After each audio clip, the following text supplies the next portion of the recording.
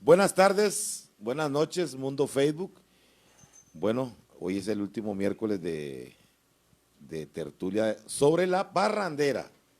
Vamos a ver qué otros temas retomamos.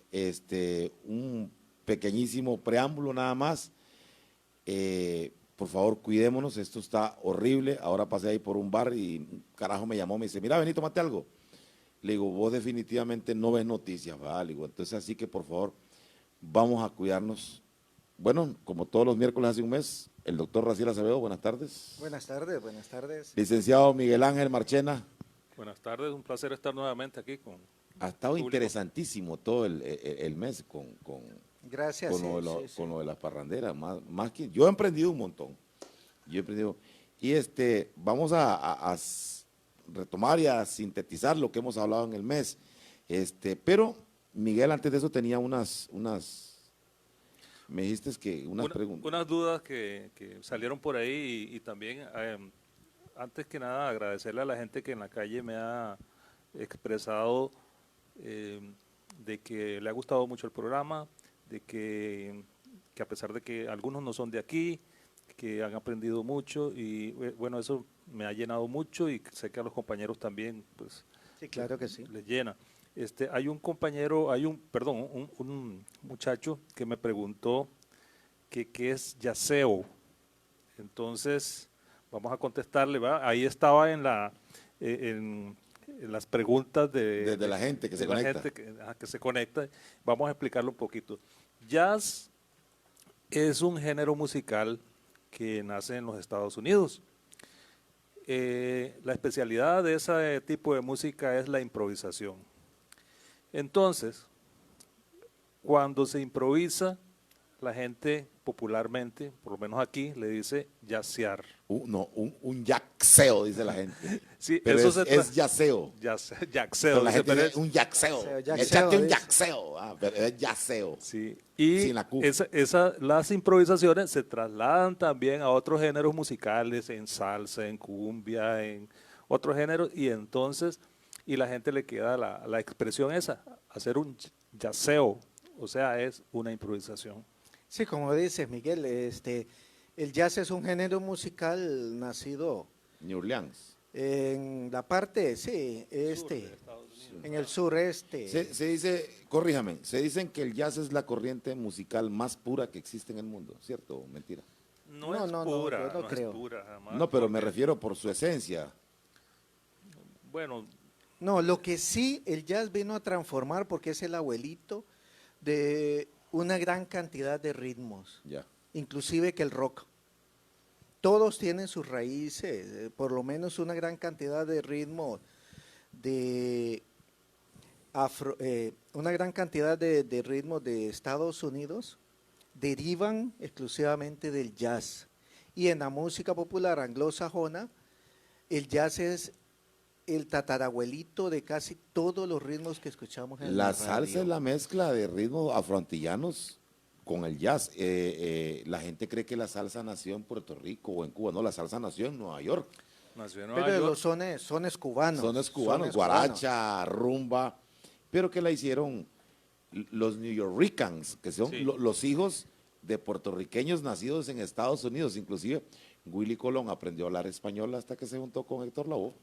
Es gringo, Willy Colón es gringo. Sí, y volviendo a la parrandera, dichosamente es enriquecida por esta gran corriente musical del jazz. ¿Por qué? Bueno, en esencia el jazz es una canción y que en una parte de la canción se necesita crear. Bueno, venga, usted tiene un tiempo determinado sobre una estructura armónica para crear. Bueno, ¿qué es lo que usted va a decir? ¿Cuál es su idioma? ¿Qué es lo que quiere usted expresar en sonidos? Eso es lo que decimos yacear o yaxear. Yo le doy Yaxear, dicen, yaxear. yaxear decimos los guanacastecos. Y en la parrandera, la gente siempre dice, bueno, échate un yaxeo. Entonces quiere decir que después de tocada la obra, viene un tiempo para crear Para improvisar. música, para hacer música, desde mi visión como ejecutante. Entonces, esa es lo que en música se llama improvisación o yaxeo. mucha parrandera tiene improvisación. También ahora las marimbas están haciendo muchísima Vos sabes que y muy buena improvisación. Sí, claro. Lo escucho más en las marimbas, vos sabes, que en las bandas, que en las parranderas, como ensamble musical. Sí, porque ellos ejecutan más música caribeña. Más popular, Y la música chacumbia. caribeña tuvo una relación muy fuerte con el jazz en los 40, 50, ¿verdad? No olvidemos que los trombones improvisan en las parranderas Sí. Sí, y van haciendo una estructura improvisatoria de acuerdo a lo que el ejecutante siente en ese momento. Eso es un yaxeo en la es un parrandera. yaceo. Bueno, yaxeo, a los guanacastecos, yaxeo. Yo sí quiero retomar lo que dijiste, que es desde nuestra visión, ¿verdad? No es que de repente van a hacer solos de como Louis Armstrong, como no. Estamos Como hablando de Paquito de Rivera. pequeñas improvisaciones que se permiten ahí, Sí. ¿entendés? Dentro de nuestra... Sobre el acorde que va haciendo. Exactamente. Y improvisación. Seguimos Pero con la sigue otra. siendo rico, Ujú. sigue siendo rico. Crear siempre es importante o expresar. Ese momento de expresión es lo que se llama el yaxeo. El momento ese permitido para que usted haga y diga lo que quiera. Así es que es jazz, de música jazz y no de jazzes, ¿verdad? De jugar jazzes. Yaxeo, un yaxeo. Ajá. Ok, una pregunta que nos llegó también es que si las cimarronas dejan de tocar música folclórica, dejan de ser cimarronas. No, digo yo que no, porque una cimarrona o una parrandera es en sí un ensamble, ¿o me equivoco? Es un ensamble. Es un ensamble. O sea, puede tocar, si tiene la capacidad, puede tocar rock, ¿verdad? No deja de ser una cimarrona. Puede tocar jazz. La original domingueña toca jazz, toca merengues, sigue siendo. Que no hacen música folclórica, esa es otra cosa. Es la costumbre nuestra también Sí. de escuchar que lo que llaman cimarronas o que llamábamos espantaperros, ¿verdad? Que es una agrupación menos formal que una filarmonía, Correcto. que una banda. Es un pequeño ensamble. Ajá, es un pequeño ensamble y la política, lo hablábamos, ¿verdad? Entre menos más, Sí. más ganan, ¿verdad? Pero Miguel y Raciel, Entonces, perdón, para terminarte, si la cimarrona pues puede ejecutar música tropical, música sí, de otra, claro. según las necesidades que tenga en su región, Sí ¿verdad? voy a defender algo. En Santa Cruz, las cimarronas solo música folclórica Sí. tocan. No tocan cumbia, No no tocan. tocan pasola, no tocan nada. Sí, eso es. Solo tocan música folclórica. Es que no son cimarronas, son espantaperros. Son espantaperros, correcto. Bueno, o le buen revienta cincha, levanta polvos. Carlos Rodríguez decía Espantaperros. levanta polvos, decía, ahí viene la levanta polvos. Sí. Yo creo que en eso sí hay que ser un poco amplio, ¿verdad? Hay que aceptar, ¿verdad? Y no limitar, y sobre todo que las cimarronas de la meseta central tienen más apertura en cuanto a más géneros musicales. Lo que sí yo no acepto es, una vez estábamos en Europa y resulta que dicen, vamos a tocar música costarricense, dice la cimarrona. Y empezaron a tocar el negro, empezaron a tocar una serie de merengues y yo me quedaba con vergüenza, de verdad. Eso Sí. no me agradó porque... Sobre todo el negro que le ha dado la vuelta al mundo, el Sí, africano. el africano y no me acuerdo qué otras En más. eso Pero- tienes pero- toda la razón. pero, no Miguel, no y hay que entonces- confundir música costarricense, sea de cualquier género, es música costarricense. Música tradicional de Costa Rica se puede tocar y música tradicional de otras latitudes también. Mucha música de marimba aquí en la región toca música tradicional del Cono Sur y de México. Sí. Y está bien. Pero hay que reconocer que de México o de donde sea, pero hay que reconocerlo. Sí. Y no hay que apropiarse de lo que no es. Pero sí, insisto, yo sí defiendo a las espantaperros de Santa Cruz, solo tocan música folclórica, no tocan cumbias, Eso sí. ni salsa, ni merengues, ni pasodobles, tocan pasillos, boleros muy poco, Bolero muy poco. Sí. pero tocan parranderas, jotas, danzas y contradanzas. Bien, pero sí hay que reconocer que son intérpretes de altísimo nivel también. Sí, claro que sí. Algunos de ellos sobresalen con un nivel musical y artístico fuera de todo espectro, ¿verdad? Porque, por ejemplo, hay músicos que va tocando la melodía y ellos van haciendo fiorituras de altísima dificultad. Caso Leiner con la flauta. Sí.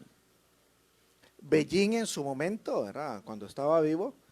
Ahora tenemos a Jorge Madrigal que haga con la tuba. Chabelix. Sí, sí, No sí. lo quería decir. No.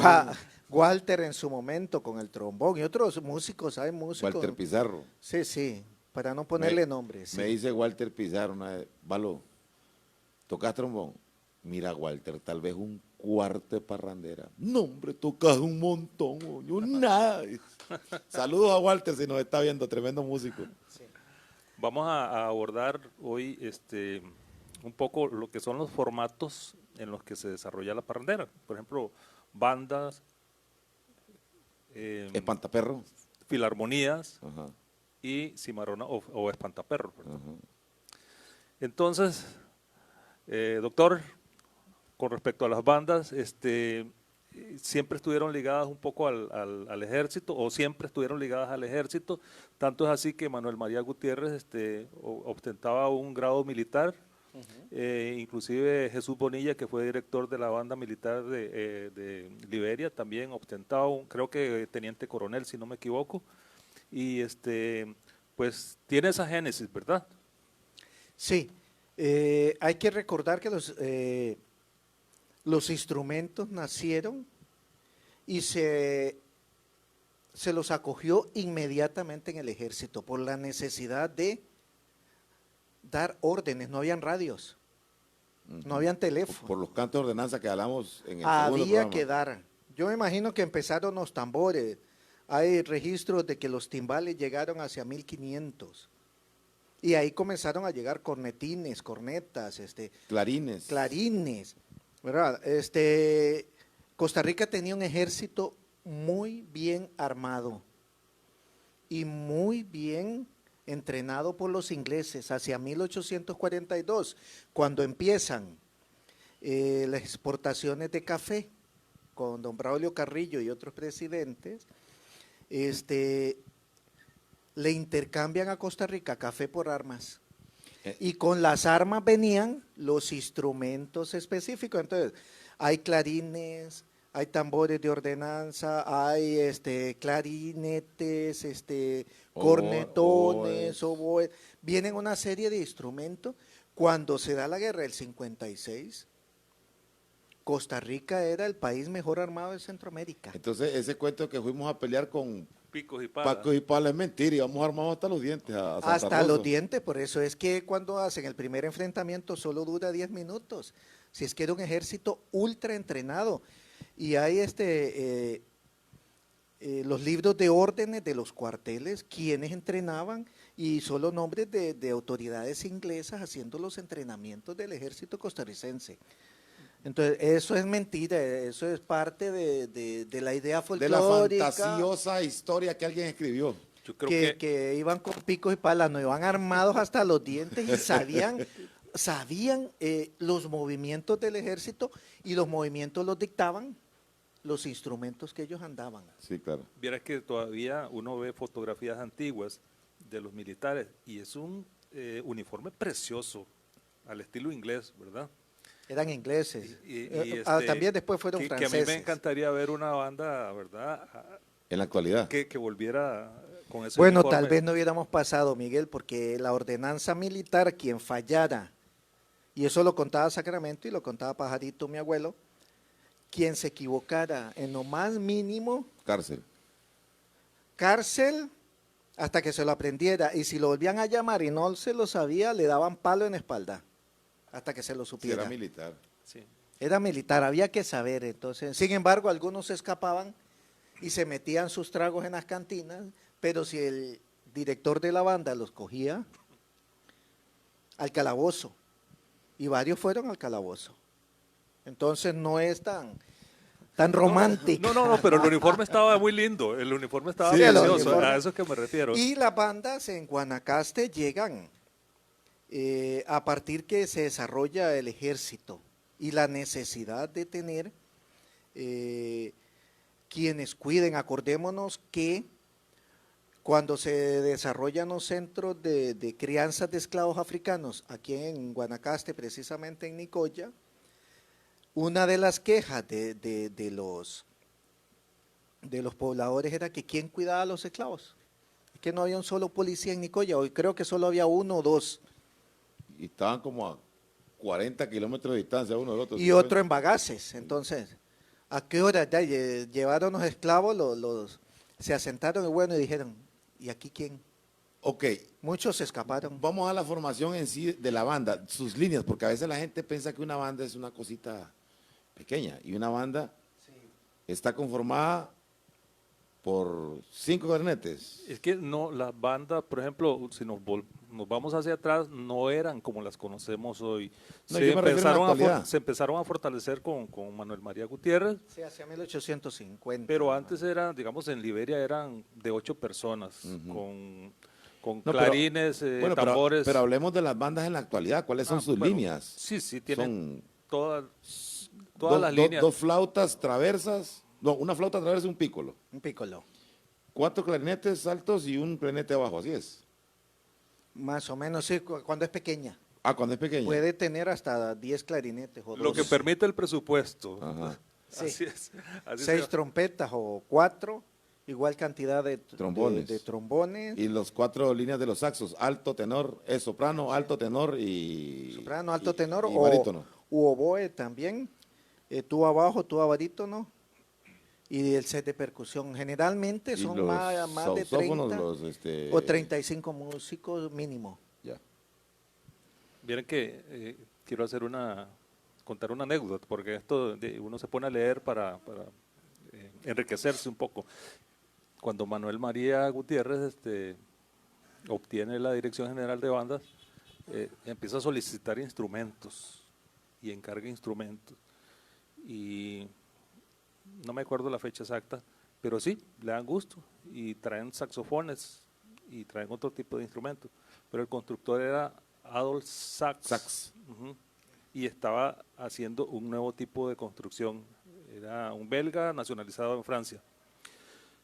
Y resulta que cuando vinieron aquí, llamó a varios ejecutantes de muy buen saber, ¿verdad? Y concluyeron que los instrumentos estaban desafinados. Y volvieron a hacer otra. Él se fue directamente a comprarlos allá de Europa la segunda vez.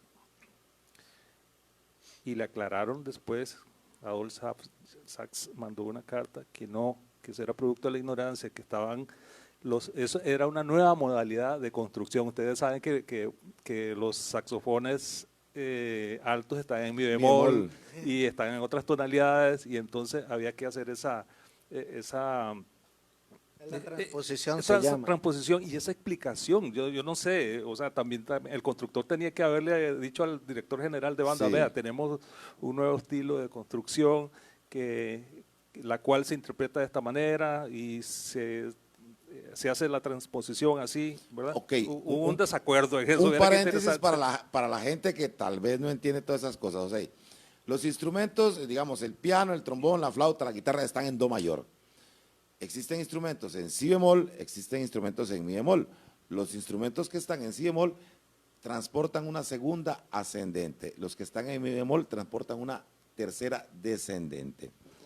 Los cornos están en fa, transportan una cuarta descendente o ascendente, descendente, ascendente. Bueno, proseguí, Miguel, era un paréntesis nada más. No, era una anécdota que me pareció interesante mencionar porque es un vacilón, ¿verdad? Ahora uno está tan acostumbrado al trato del saxofón, a tenerlos en estas Sí, agrupaciones. sí, que uno ve una partitura de un saxofón, la pieza está en tal, dice uno de una vez, solo Exactamente. coge la pieza. Pero era una novedad, los saxofones y los instrumentos que estaba haciendo Adolf Sachs. También decía Adolf, ¿cómo se llama? Bueno, creo que la tuba, la bass tuba. La bass tuba. Ajá, lo que se llama sousáfono. Sausáfono, sí. Ujú. que es por eso precisamente que se llama Sousa, no, ese lo construyó Sousa, fue más bien. Bueno, ahí tengo un error, discúlpenme. Vamos a proseguir porque Ordenate, sí, Bien, en síntesis, vamos a ver, la música guanacasteca no es única, es el recorrido que hacen los ritmos desde México hasta Argentina. No tenemos un solo ritmo que no haya sido tocado o recibido la influencia de otros lugares. Hablábamos de la parrandera como ritmo, rápido, ágil, vertiginoso, decía, alegre, bullicioso. Sabroso. Callejero, decía. Bullanguero, digo yo, alegre el alma. Ese tipo de ritmo en Argentina es chacarera. Al norte. En Venezuela es joropo. En México son. Aquí se le llamó son. Son sueltos. Son sueltos. Y todavía hay piezas que dice son sueltos. El punto guanacasteco, o sea, son sueltos.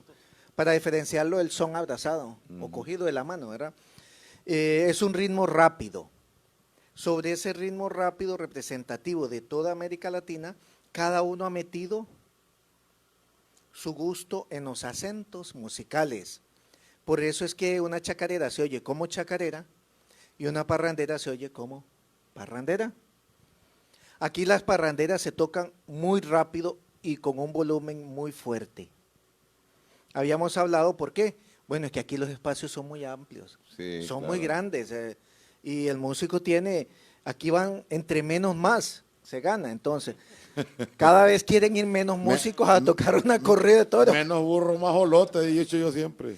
Entonces, los músicos se acostumbran a soplar muy fuerte desde el principio. A diferencia que en San José están en lugares cerrados o la meseta central y los sonidos son un poquito más cerrados, más redondos, menos abiertos. De la parrandera habíamos rescatado que también se conjugan con otras cosas, con jotas, con valses o con danza o contradanza, para que es la parte un poquito más lenta. ¿Qué otra cosa habíamos rescatado?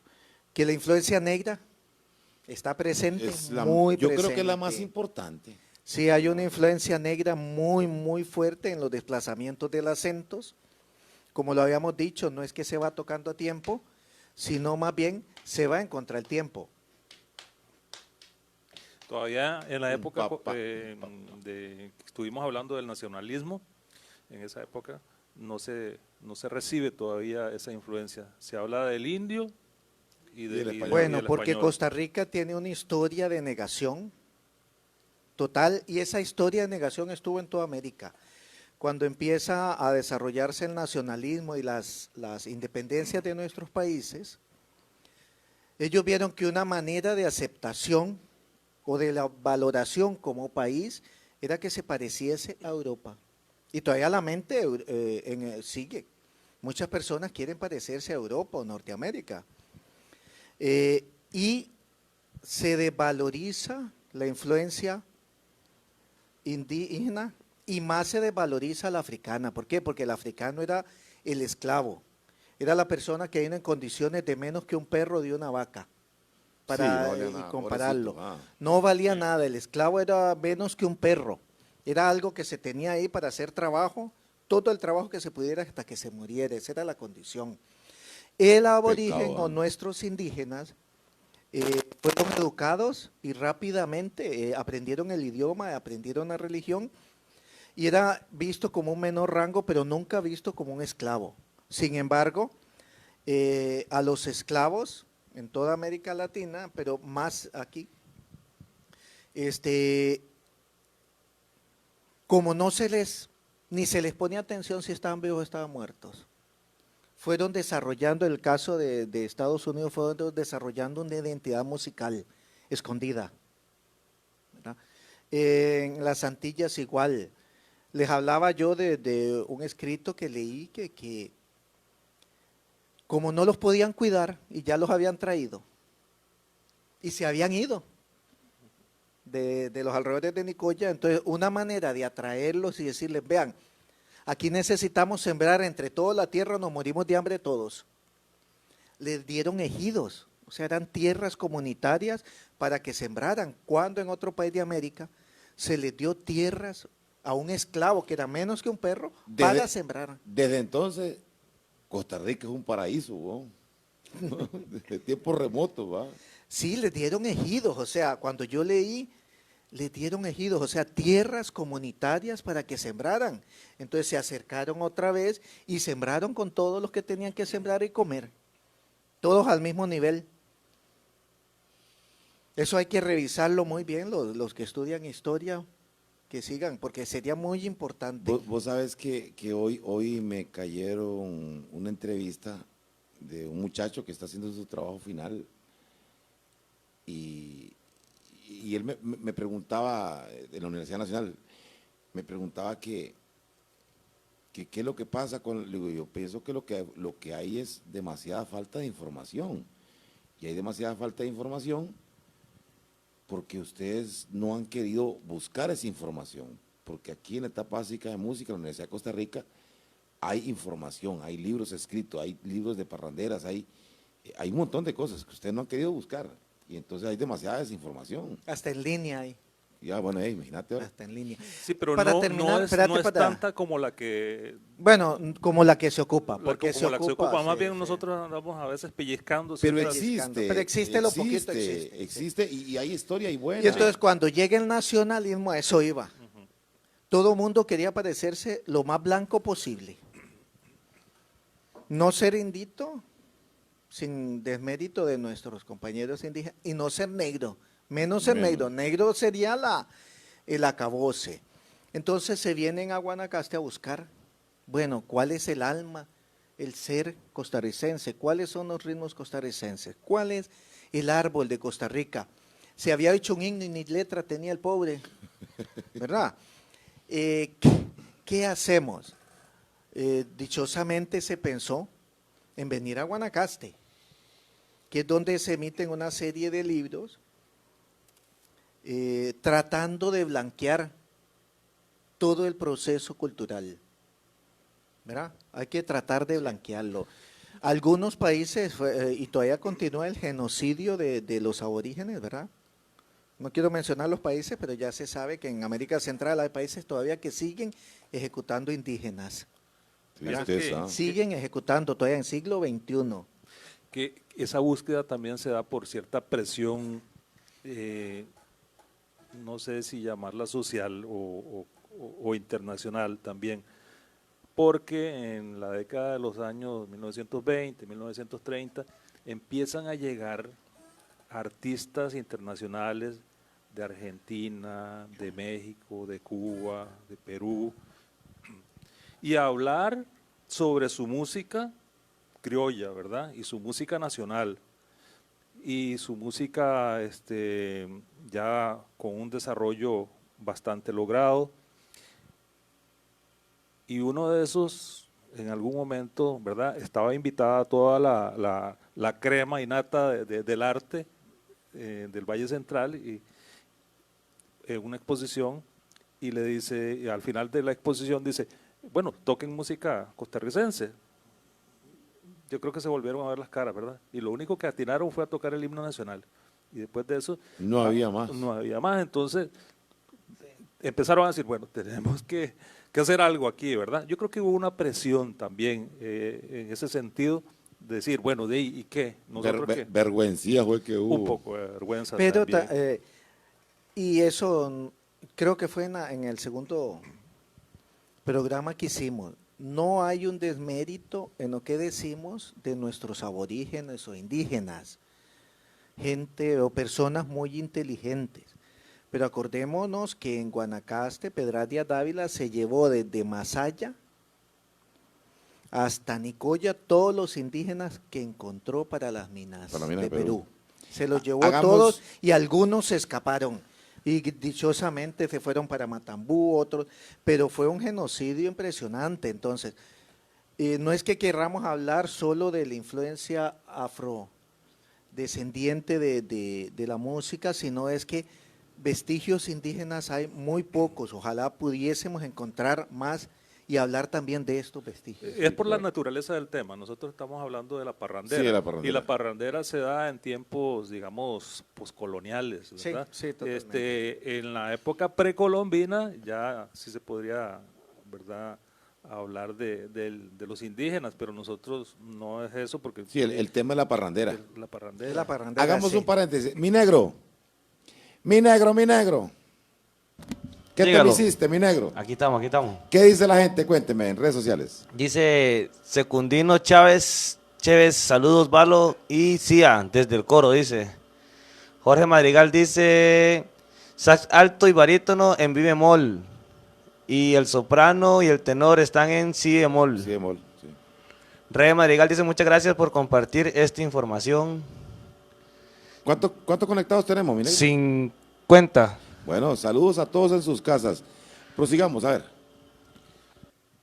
No sé, seguimos con un poco la filarmonía. Seguimos con la filarmonía. Sí, estamos definiendo la filarmonía. No, estamos viendo la banda, el tamaño de las bandas. Las filarmonías. Las filarmonías. Bueno, en el siglo XIX empiezan a… Es imperante que en el país haya un desarrollo artístico, ¿verdad? Y que haya una búsqueda también de asimilarnos y compararnos con Europa, como bien lo dijo Raciel ahora.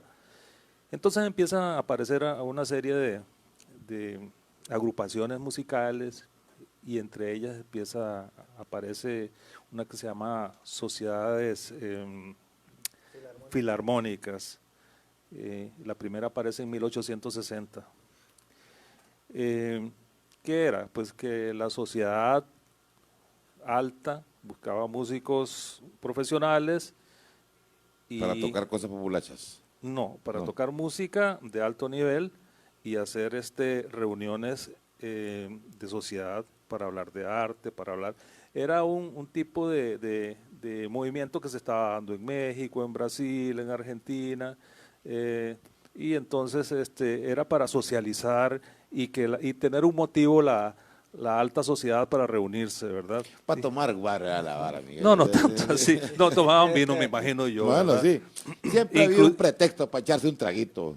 Y inclusive era tanta la distinción que a algunas de ellas nombraban, por ejemplo, presidente honorario al presidente de la República. Entonces, porque la primera empezó en San José, después en Heredia, Alajuelas, Cartago. La última se da en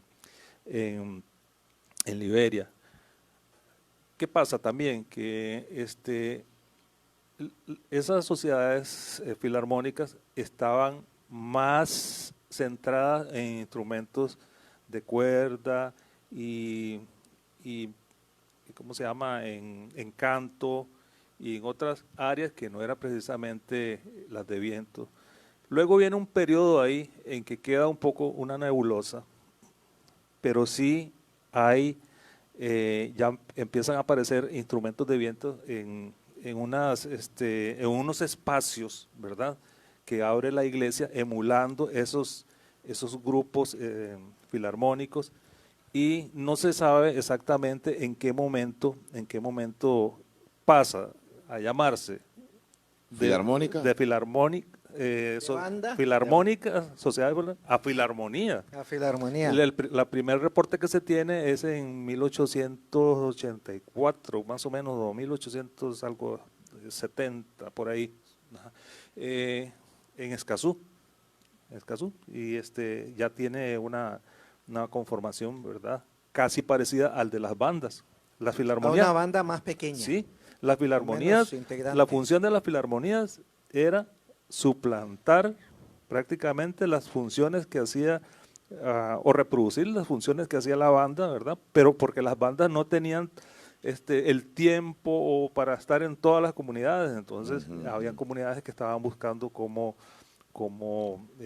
tener su propia filarmonía. Y entonces ya, por ejemplo, en el caso de Santa Cruz, que yo les mencioné ahí, que en el año 1700, 1871 y 1872, después de la guerra del 56, ¿verdad? Y que por cierto hay un detalle muy curioso, ¿verdad? En la guerra del 56 estaban pasando una pandemia también, ¿verdad? La de cólera. Al cólera, sí.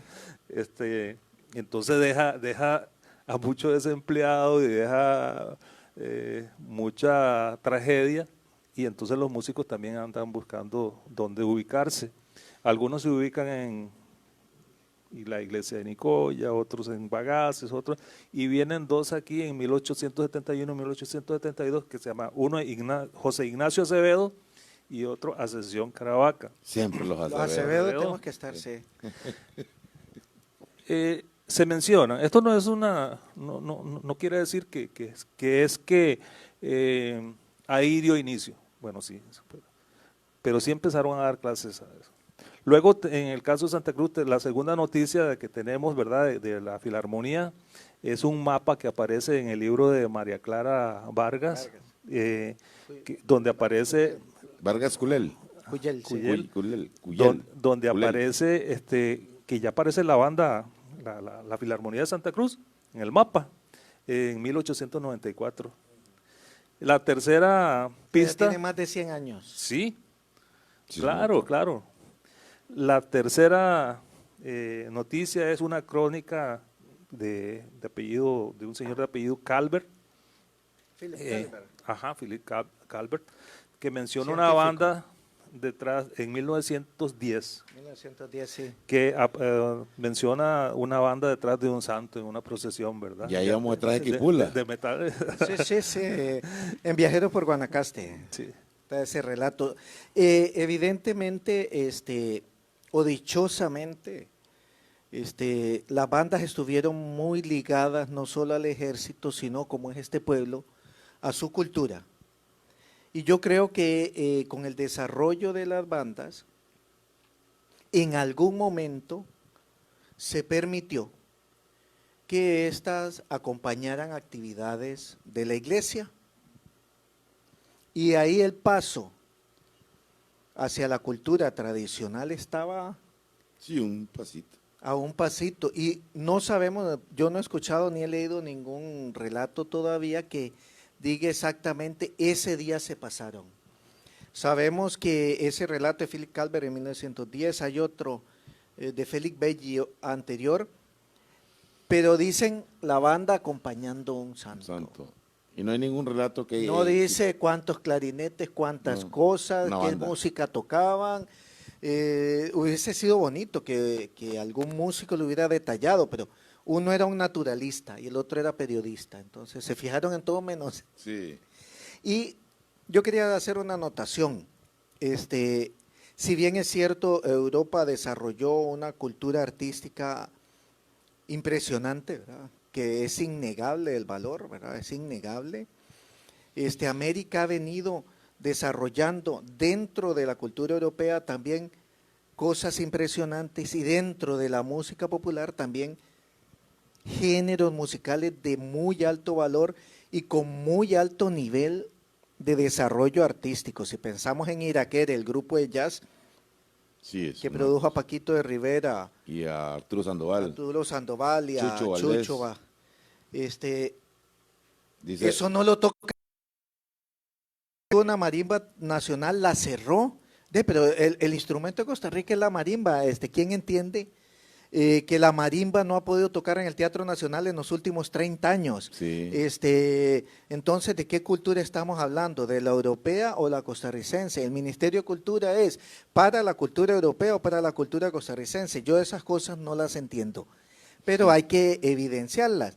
Yo no digo que Europa o su música esté mala, es No, no, brillante, o sea, son músicos. Sí, pero aquí tampoco somos digo- costarricenses, no somos europeos. Pero tampoco digo que, bueno, ¿cómo no tenemos marimba nacional? Otros países cercanos nuestros tienen hasta 6, 7 marimbas y con menos recursos para su Ministerio de Cultura. Y nosotros no tenemos ni una marimba, ni una filarmonía tradicional de música costarricense, sea de Limón, de San Carlos, de donde sea, pero que represente a la música costarricense. Entonces, hemos hablado de parranderas, hemos hablado de los nacimientos de la música, pero hay cosas que hay que decir. Porque hay que decirlas, porque no podemos seguir imitando a Europa. Europa es muy buena y todo, sí, y hay que tocar su música también, pero debemos también tocar mucho la nuestra. Pero la y pregunta, difundir la pregunta mía, nuestra. ¿los europeos tocan la música nuestra? No creo. Yo siempre pongo también de ejemplo a México. México es una gran nación. México posicionó su música folclórica en el mundo. ¿Quién no se sabe cielito lindo alrededor del mundo? Y actualmente posicionaron la música de banda, la posicionaron en el mundo. Y nosotros, bien, ¿y vos? Ni se diga los cubanos, ¿verdad? Y ni se diga de Cuba que Los Cuba ha argentinos. sacado música clásica de corte europeo de altísimo nivel, pero con su sello. Y aquí hay compositores de música universal, Sí, muy buenos. de altísimo nivel también, pero yo no veo por ningún lado la música de tradición oral costarricense presente en los espacios. Es más, la han desligado totalmente. Cuando estuvo la marimba tradicional, la marimba nacional, hubo algún espacio que don Olpiano peleaba a capa y espada. Sí, Entonces, y en el Teatro y muy Nacional. fuerte, y muy fuerte. Y un gran aporte de don Olpiano. Pero fallecido don Olpiano, cerraron a marimba. No, cuando se pensionó don Ulpiano, Cuando se cerraron, pensionó, cerraron cuando la se marimba. pensionó. Y el instrumento nacional de Costa Rica brilla por su ausencia en cualquier actividad. Es más, llevan a cualquier formato menos a ninguna marimba. Entonces, ¿de qué cultura, de qué Ministerio de Cultura hablamos? ¿De la reproducción de la cultura europea? Dejo la pregunta ahí para el futuro. Mira, Bueno. pero disculpa, Miguel, ponerlo más cerca. ¿Qué ha hecho el Ministerio de Cultura para el sector artístico en esta pandemia? Nada. Hoy programaron una Teletón. Pero no la programó el Ministerio de Cultura. Sobre lo que dice Raciel, bueno, yo quiero pensar que estamos en el proceso, ¿verdad? Todavía, y que espacios como estos van a contribuir a que Dios quiera. a que eso se dé, ¿verdad? Porque tiene que haber un reconocimiento de nuestra música. Yo digo que las soluciones a veces no están fuera, sino que en nosotros mismos. Entonces empezamos a buscar ejemplos de otras latitudes y ahí mismo las tenemos nosotros, ¿verdad? Por ejemplo, ¿qué hubiera pasado si don Ulpiano no se empeña en hacer que la marimba, diría, funcione y funcione muy bien? Porque acordate Un que aporte cuando impresionante. don Ulpiano, al igual que otros músicos de América Latina, le suben, por ejemplo, él le sube el nivel a la marimba después de estar en un escalafón muy bajo. Yo tengo un decir.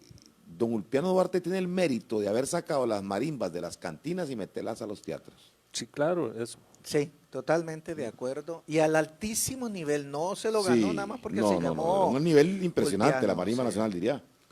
Y vos lo dijiste el programa pasado sobre, no sé si es Alejo Carpentier, fue que hablaste.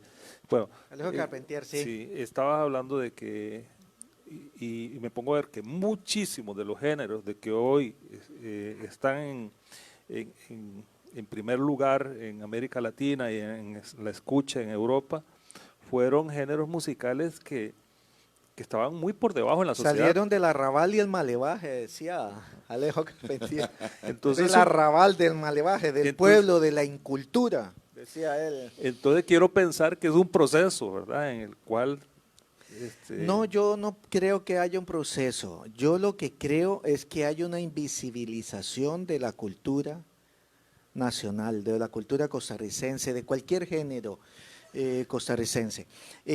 La invisibilización viene por esa necesidad de hacernos valer ante los ojos del mundo, principalmente el europeo, de que aquí podemos reproducir música europea a altísimo nivel, y sí es cierto, aquí hay directores y músicos claro.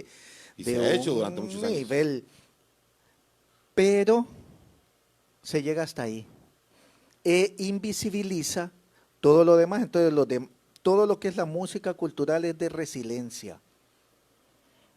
Hay que hacerla y hay que hacerla y hay que hacerla, aunque nuestro Ministerio de Cultura esté en contra. Yo me pregunto, ¿cuántos ensambles folclóricos han tocado, por ejemplo, con la Orquesta Sinfónica Nacional? Ninguno. Ninguno. O sea, los más que hemos tocado, los de la Bajura, con la Orquesta Filarmónica, que no es un ente gubernamental, Sí, no es un ente. una empresa privada, Sí, sí, totalmente, entonces. ¿verdad? Y es un negocio, ¿verdad? Pero a eso voy, Miguel, no es un proceso. Más bien el proceso que se sigue es de invisibilizar la cultura, la tradicional, la propia de los pueblos, aunque tengan el nivel de la música guanacasteca en los últimos 25 años, es otro nivel del que conoció y levantó Don Olpiano, es Sí, otro claro. nivel del que conoció Jesús Bonilla, y dichosamente es un nivel muy, muy alto que compite a nivel internacional con otros países, ¿verdad? Y tiene el nivel para ir a cualquier teatro Sí, claro. de renombre y lo ha hecho, ¿verdad? Sí. En otros teatros del exterior, ya teatros de muy alta factura, ¿verdad? Es que ahí, bueno, interviene el hecho de precisamente de que en este momento somos una fusión cultural en este país, un mestizaje, una mezcla, ¿verdad? Pero acordémonos que de lo que hemos estado hablando, de que había un mundo europeizado y todavía sigue siendo de esa manera en el Valle Central, y las provincias que estamos alrededor pensamos un poco distinto. Yo creo que no pasa tanto en México. En México hay ese mestizaje, yo creo que es más uniforme. No es tan uniforme. No es tan uniforme. Es igual que el nuestro, totalmente Bueno, entonces. parcializado. Pero bien. Bueno, sigamos hablando de la No, filarmonía. la De la filarmonía. filarmonía. Sí. Sí, Recuerda que este es el último programa de La Parrandera, tuvimos un mes hablando de Sí, sí, Parrandera. sí. bueno, Vamos cerrando. las filarmonías obviamente estaban muy influenciadas por las bandas. Entonces tenían algunas normas militares y hasta vestimenta militar, sin ser militares. Ellos no tenían grados militares, ¿verdad? Eso es un detalle que me acuerdo que me contaba Alvarito Cerdas. Cernas, perdón.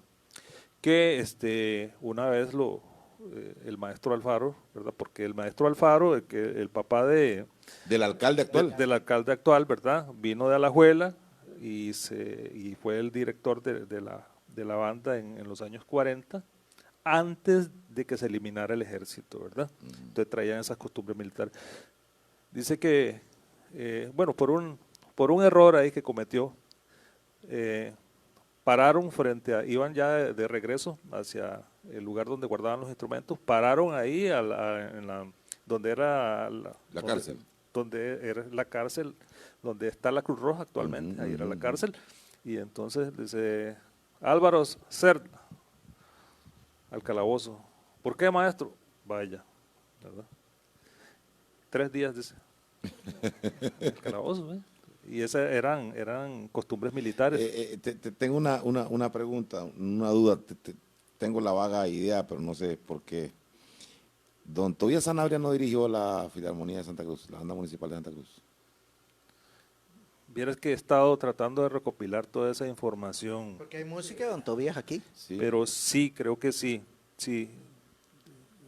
Don Tobías llegó a trabajar a Liberia, así es, al Instituto Guanacaste, el 10 de marzo de 1942, por eso compuso 10 de marzo del 10 de marzo del 42. 42, toque de ordenanza militar también. Adelante. Sí. Tengo que preguntar esto, pero es que a mí una persona por ahí me dijo que esa pieza era una marcha en su forma original. Ajá. Sí, y entonces me quedaron dudas ahí que tengo que volver a conversar con él. 10 de marzo. Sí, originalmente. Bueno, habría que buscar las libretas viejas que tiene Porque- la Dirección General de Porque Bandas. eso pasaba también. Bueno, y vieras que entran dudas porque volviendo a la época, ¿verdad?, en que vino Julio Fonseca y en ese viaje famoso, 1929, 1930 y 1932. ellos encontraron un marimbista por aquí, le tocó, encontraron aquí en Guanacaste ¿cómo se llama?, la Patriótica costarricense. y se la llevaron para San José. Que es cubana. Algunos piensan que es cubana y por ahí un día de estos escuché a Zagot diciendo, Jack Zagot, que no era cubana, que era realmente de Manuel María Gutiérrez, pero que era marcha y alguien la había transformado en vals. Y tiene ciertas... Es una canción lindísima. Es lindísima, Una canción lindísima, sí. ajá. Bueno, eso ocurre en toda América. Un ritmo viene, se transforma, se acomoda, porque la música está para las necesidades sociales. Entonces, no podemos esperar una música que llegue y se quede inerte. Y ese era otro punto que habíamos tratado. La música tradicional no es un fósil, va a estar cambiando. Sí, lógico. Pero cambiando dentro de su propia estructura o dentro de su propia forma. La música folclórica no es la vieja. La música folclórica es la que permanece con el transcurso del tiempo. Hoy, mañana y siempre, eso. Y se va a tocar diferente. Una pregunta que me hicieron un día de estos y me quedé. ¿En qué momento las parranderas pasan a ser parte de la fiesta taurina? Porque ¿en qué momento las parranderas pasan a ser parte de los sepelios? Eso fue hace poco, Sí, hace poco se hace unos permite. 30 años. Hace poco, sí. Pero ¿en qué momento pasan las parranderas a ser parte de la fiesta taurina? Esa respuesta es bien larga. Sí. Otro programa. Pero bueno, Bueno, a sintetizarlo. Bueno, una de las cosas es que cuando se da la conformación de las haciendas, muchas de las haciendas eran, los dueños eran nicaragüenses. Ujú. En el siglo XIX, ya hacía rato, estaba la Universidad de León trabajando y promoviendo el arte y la música. Y entonces venían músicos nicaragüenses preparados. Entonces, ¿Qué cultos? sí. ¿Por sí, qué se murió eso en Nicaragua? Y tanta guerra y tanta desgracia que les ha pasado, ¿verdad? Y entonces, ellos ya tenían una cultura conformada también, ¿verdad? Que la reproducían en las haciendas. Y confundiéndolas con la de acá, o haciendo ¿cómo se La llama? parodia española, por decirlo así. No, me refiero, o sea, el sincretismo. el sincretismo que se hace aquí también, ¿verdad? Con las costumbres de acá. Entonces, creo firmemente, ¿verdad? Que hay desde la época en que las haciendas se dan, es que empieza... Sí, sí, es que empieza a acercarse desde el momento en que se hace una hacienda y llegan las bandas a la provincia o los instrumentos de ordenanza, pasa a acompañar. Acuérdense en que no había radio, no había nada. Una guitarra no sirve para alegrar, Una guitarra- digamos, para alegrar un topetorio. Eso es más personal. La Una es más guitarra sirve en la personalizada. quietud de la noche, Exacto. para cantarle a una dama. Acuérdense Ron. también que en España, en los toros, hay bandas profesionales que acompañan, ¿verdad? Claro. Entonces, yo me imagino que ya estaban los instrumentos aquí, ya estaban las haciendas, ya se montaban los toros para una otra cosa, se montaban los caballos o se domaban. Y el paso tuvo que haber sido durante la colonia. No hay datos, acuérdense que hay muy pocos datos. Somos un país que no anota, Sí. no anota, entonces no podemos leer tanto. Y más cuando tiene relación con las tradiciones populares. ¿Verdad? Hay mucho tal vez de otras cosas, pero menos de las tradiciones populares. Y sí, tenemos que relatar ya que nosotros vimos en los años 90 o por ahí, principios de los 90, personas que permitían que la banda tocara parranderas en los entierros. Tenemos que anotarlo, eso yo lo vi Sí. en los 90. Y de ¿Sabes- ahí lo he sabes comenzado con- a ver más. ¿Sabes con quién fue el primero que yo vi que llevaron, que tengo uso de razón, que llevaron con parrandera al cementerio a don Emel Velázquez. A don Emel, exactamente. te Ese iba a fue el decir. primero. De los que y yo eso vi, fue pero- hace 30 años. por lo Pero menos. yo tenía poco tiempo de ir aquí, 3 años. ¿verdad? Sí, porque yo tengo casi 40 años de tocar en la Filarmonía y eran marchas fúnebres. Lo Sí, que era es. marcha fúnebre. Era marcha fúnebre, es más, en Era algún dolor. momento Sí. era de dolor y se ha pasado, Y en cambio a don Emel lo llevaban una sola parrandera ahí para abajo. a don Emel lo llevaban alegre. Entonces, de ahí en adelante, yo he visto que se alterna, es más, Pasillos, han tocado pasillos. en algunos entierros los he visto muy alegres. Sí, yo he visto gente que va bien picada. No, es que Sí, usted entonces- anda por la rama, yo no. La música tradicional sirve para llenar todos los espacios de la vida.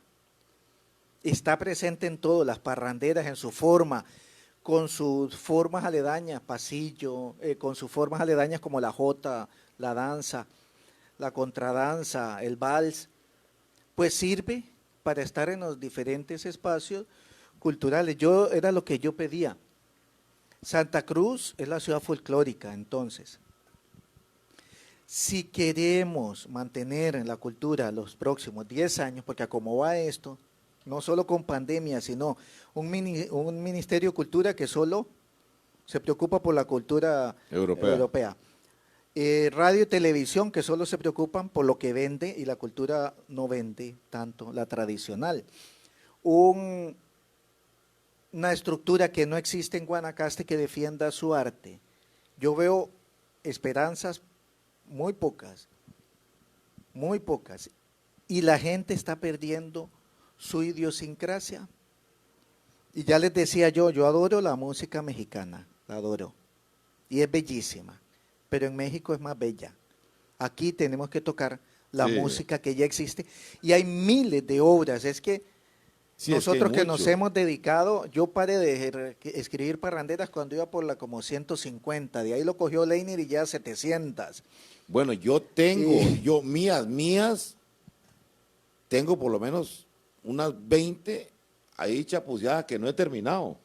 Por eso digo, Freddy tiene otro pocón, en Nicoya hay un montón, en Cañas ni qué decir, las juntas igual, nos acaba de llegar el trabajo de don Jesús Watson.